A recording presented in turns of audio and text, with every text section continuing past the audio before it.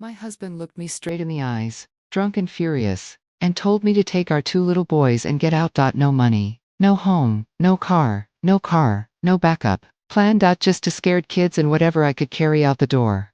He was smiling when he said it. He genuinely believed he'd won, and for a while, it looked like he had.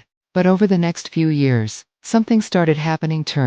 First he lost something he couldn't afford to lose. Then came the letters, the debt, the court orders, and the consequences. He spent years trying to run from. By the time it was over, the life he thought was untouchable had completely fallen apart. And somehow, he still blamed everyone, except himself. This is the story of a man who destroyed his own future, and never understood why. If you've ever watched someone create their own downfall one terrible decision at a time, you're going to love this story. Hit that like button, subscribe, and stick around, because this might be one of the most satisfying karma stories you'll hear today. Now let's get into it. I'll call him Nathan. When this all started, we had two young boys. One was 3, the other was 5. They were at that age where dad was their hero. The kind of age where they run to the door when they hear a car pull into the driveway. The kind of age where they think their father can do no wrong. At the time, Nathan worked as a military recruiter. At first, nothing seemed unusual. Then he started coming home later. Then even later. Then not at all. Days would pass without explanation. Phone calls went unanswered. Texts were ignored. Every excuse sounded weaker than the last. Meanwhile, I was home raising our children. I was a stay-at-home mom who picked up freelance work whenever possible. The money helped, but it wasn't stable. Every month felt like balancing on a tightrope. Then one day my phone buzzed. It was a message from a young woman. A complete stranger. The message was simple. Are you and Nathan really separated? I remember staring at the screen. My stomach dropped. My hand started shaking. I replied. Within minutes my entire world exploded. The girl was 17 years old. 17. Nathan was 28. And he had been sleeping with her. Not only that, he had met her while recruiting her. The betrayal was already devastating. But somehow the details made it even worse. I felt sick. I felt embarrassed. I felt stupid. But most of all I felt angry. Not because our marriage was ending. Because he was risking everything. His career, his family, his children. For what? A fantasy. When Nathan realized I knew, he didn't apologize. He didn't show remorse. He didn't act ashamed. Instead, he blamed me. Apparently I had ruined his life. Apparently, I had trapped him. Apparently having a wife and children had stolen the best years of his 20s. I couldn't believe what I was hearing. While I was changing diapers, cooking meals, managing a household, trying to stretch every dollar, he was out partying with teenagers, and somehow I was the problem. The resentment inside him grew. And one night everything boiled over. He stumbled into the house drunk. The smell of alcohol hit the room before he did. The boys were asleep. The house was quiet, and then he looked at me and said words I'll never forget. Take the kids and get out. Just like that. No discussion, no plan. No concern for where we'd go. Nothing, just leave.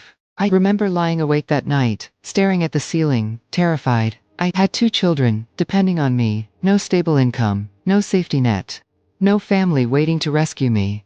But I also knew something else. I couldn't stay long term. Freelance client eventually helped me with a loan.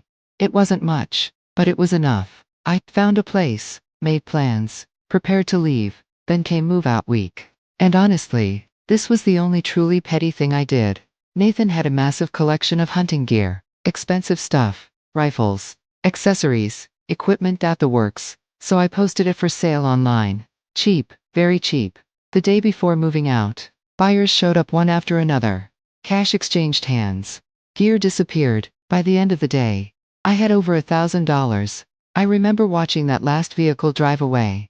For the first time in months, I smiled. But that wasn't even the best part. Not even close, because karma was only getting started. After moving out, I met with a military liaison. I wasn't looking for revenge, honestly. I wasn't even expecting much. I told the older gentleman sitting across from me that I didn't really want anything from Nathan. I just wanted to move on. The old man looked at me like I'd lost my mind. He leaned back in his chair and basically said, "You don't know what you're talking about." Then he explained something Nathan never expected. The military takes family abandonment very seriously. Very seriously. before I even had an official court order. They arranged temporary support. $1,000 per month. Directly from Nathan's pay. When Nathan found out, absolute panic, because suddenly this wasn't just an angry ex-wife. Now the military was involved. His paycheck was being garnished. His chain of command knew, and there were discussions about possible disciplinary consequences for abandoning his family. Nathan had spent months acting like rules didn't apply to him. Now reality was introducing itself. During the divorce, Nathan tried one final power move. He smugly informed me that I didn't own anything. Not the house, not the truck, nothing apparently. Years earlier he had deliberately kept my name off everything. He'd convinced me that marriage automatically put me on titles. I believed him. Big mistake. He'd been planning for divorce long before I ever realized it. He thought he was a genius. He thought he protected all his assets. There was just one problem. You actually have to make payments to keep assets.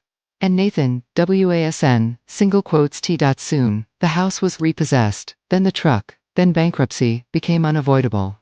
I remember hearing the news and just laughing, because for once, I wasn't the one drowning. He was, and there was nothing I needed to do.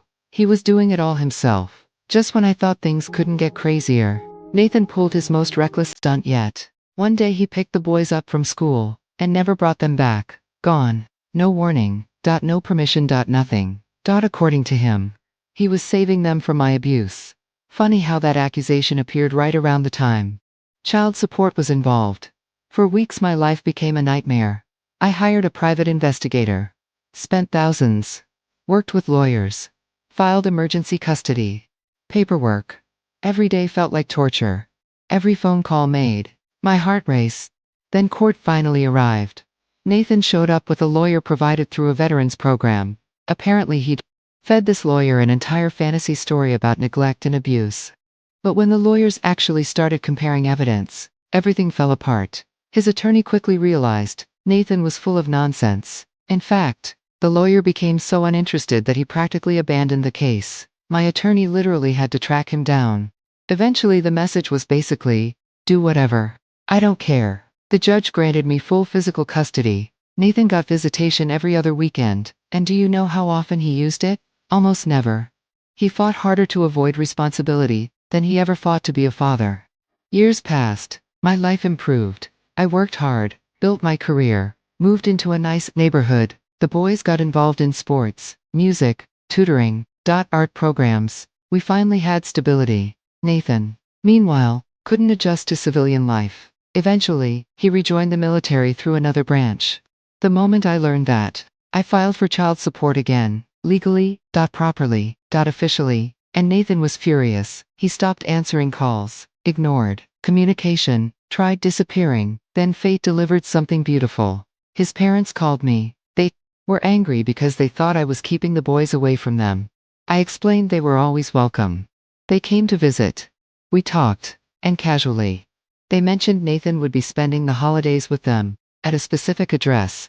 I thanked them politely. Then I called the sheriff. A few weeks later, while Nathan was enjoying the holidays, he was served with child support papers. I would have paid money to see his face. He immediately started threatening lawyers, trying to intimidate me. So I offered a settlement, $700 per month. Remember, he already owed $1,000. I was actually trying to help him. But Nathan couldn't resist, trying to win. He puffed out his chest and said, we'll let the lawyers handle it. Fine. A week later my caseworker called. Nathan had somehow agreed to the full $1,000 plus back pay. I nearly fell out of my chair laughing. The man literally negotiated against himself. Today, Nathan pays roughly $1,200 every month. Part current support. Part repayment plan for years of unpaid obligations. He's constantly broke. And somehow, he still blames me. He calls me greedy, claims I'm after his money, as if I wasn't the one who spent years on food stamps, as if I didn't raise our sons alone, as if sports, equipment, tutoring, clothes, food, school activities, haircuts, and education savings accounts magically pay for themselves. The truth is simple. He abandoned his family, then spent years running from responsibility, and every time he tried escaping consequences, he made things worse. The funniest part, my sons have a wonderful relationship with their grandparents, especially Nathan's father. A man who grew up with an absent dad himself, and from what I've heard, he's deeply disappointed in his son. Honestly, that's probably the punishment Nathan hates most. Not the money, not the court orders, not the military involvement. Knowing his own father sees him as a failure. If you enjoyed this story, make sure to like the video, and subscribe for more unbelievable Reddit revenge stories. And tell me in the comments, what was the biggest mistake Nathan made? Cheating, abandoning his family, or trying to outsmart the system? Thanks for watching, and I'll see you in the next story.